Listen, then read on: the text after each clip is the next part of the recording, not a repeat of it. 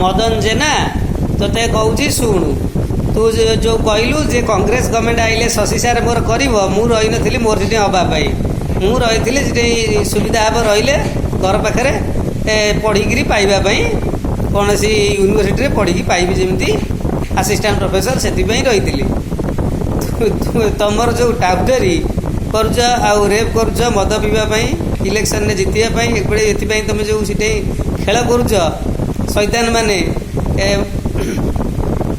ତୁ ଯେଉଁ କହିଲୁ ଯେ ମୋତେ କଂଗ୍ରେସ ଗଭର୍ଣ୍ଣମେଣ୍ଟ ଆଇଲେ ଯେଉଁ କହିଲୁ ଶଶି ସାର୍ କରିବ, ତାର ମୁଁ ରିପ୍ଲାଏ ଦେଉଛି।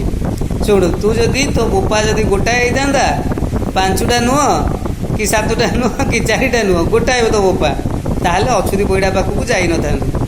କାରଣ ଆମର କଂଗ୍ରେସ ଅଚ୍ୟୁତ ପରିଡ଼ା ସମର୍ଥନ ନ କରିଦେଲେ ତୁ ଓ ସ୍ତ୍ରୀ ଜିତି ପାରିନଥାନ୍ତା ହେଲା। ଯେଉଁ ଅଳ୍ପ କିଛି ଖଣ୍ଡ ଭୋଟରେ ଜିତିଥିଲା, ଆଉ ଅଚ୍ୟୁତ ପରିଡ଼ା ମୋ ଯୋଗୁଁ ସମର୍ଥନ କରିଥିଲା।